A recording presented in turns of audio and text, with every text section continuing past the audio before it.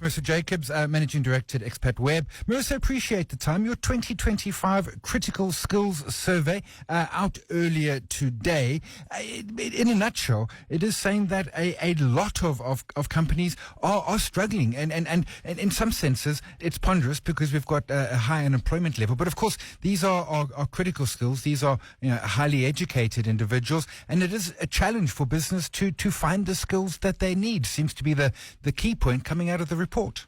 Yes, absolutely. So, Simon, so it's the 8th year of the survey, so we've got some fantastic data building up over the last 8 years. And I think exactly as you've said, quite worrying this year is that 84% of respondents, which are typically large corporates and multinationals, partaking in this survey, so representing business, 84% say that they really struggle to find critical skills talent.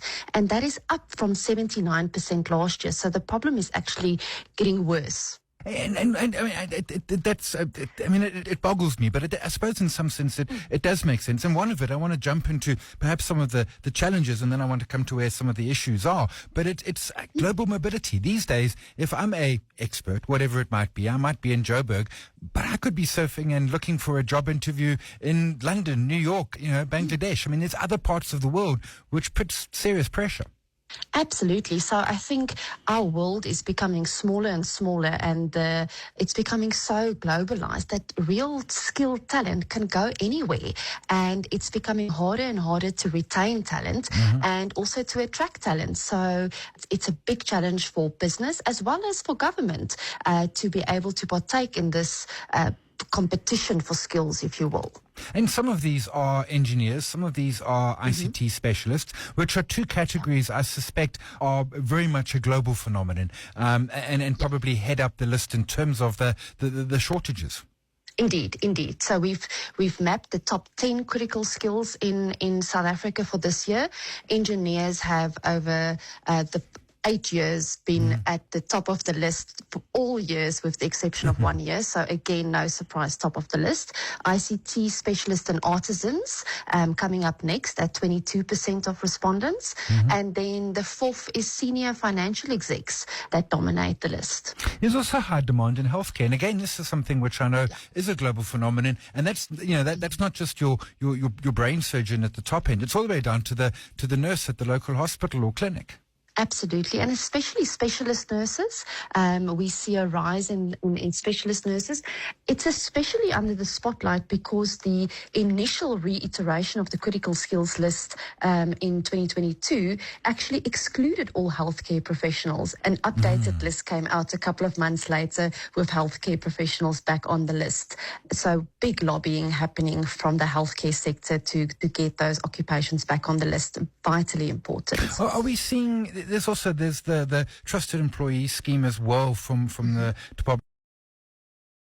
Stream currently offline. Please try again later. Fast-track visas for qualifying companies when hiring foreigners. Is it working? I mean, are we getting enough traction? And I suppose are we getting enough interest from the foreigners?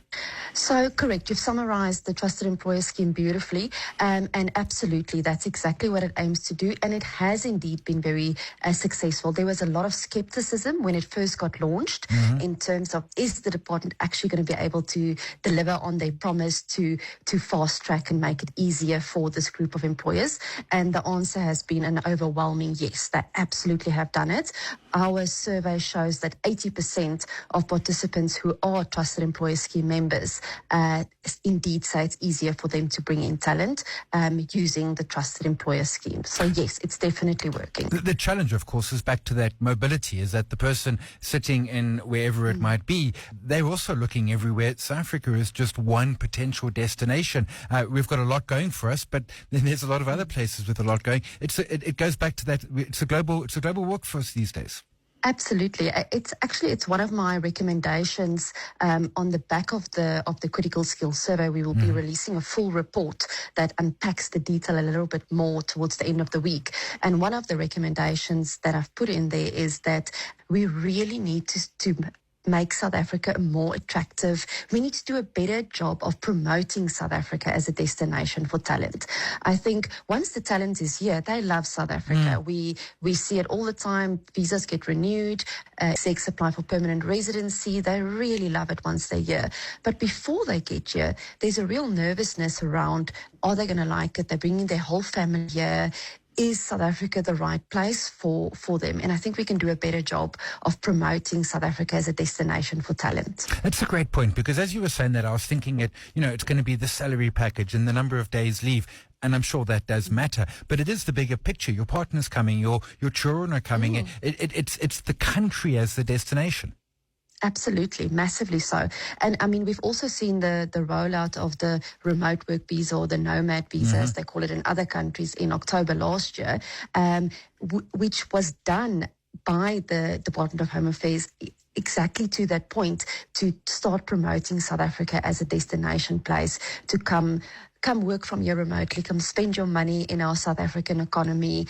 And I mean, the initial numbers that got released showed very low uptake, but I think it was just early days. And I think if the department releases updated numbers now a year later, we'll start seeing that number has really risen. We've seen it as a practice as well. We've been handling lots of remote work visa applications. So I do think there is this focus from the Department of Home Affairs to start helping in terms of promoting South Africa as a destination. And one of the areas, and you mentioned it, and I want to come back to it, which is the artisan scarcity. And you said it's gone from 10% last year to 22% this year. That's electricians, that's automation specialists and the like. These are again really, really critical. And my sense is that this is almost a core of an industrial economy. Yeah, absolutely. And it's not a South Africa problem. You see the same if you look at if you speak to the UK talent, they also struggle with electricians and artisans in general. So it's not a South Africa issue. It's become a highly specialized profession and highly sought after. So we actually see lots of South African artisans being absorbed into the global market because they are so popular. Yeah, and it is. I mean, it goes without saying that this hurts business. Unfilled roles absolutely hurts business. And unfortunately, it is a global phenomenon. This isn't just South Africa. There isn't, my sense, an easy, quick fix. There are the Trusted Employee Scheme. That absolutely works. Marketing our country. There isn't a sort of a button we could flick or something. This is a challenge that's going to continue. Absolutely, and that's also part of the education around this, is that critical skills, it's not, of course we can do more around developing skills in South Africa and getting South African graduates in the right jobs and really growing it in South Africa, but it's not something that we foresee to go away in the next 10 or 20 years. Global mobility is here to stay, and skills have been moving globally for many years and will continue to do so for many years to come. It's not something that we can say over 10 years we don't want to be importing certain skills anymore. It must be fully homegrown. It's just not the nature of skilled workers. They will always be moving cross borders. Yeah. And I think it's something we must get used to and something that we must plan for proactively. Yeah, and it is things, as I say, for example, Department of Home Affairs coming to the party, also just promoting our country as a place to come to. It's a lot. It is a global phenomenon, and I take your point. It is not going away. If anything, it's going to accelerate. We'll leave it there. Marisa Jacobs, Managing Director, Xpatweb. Appreciate the time.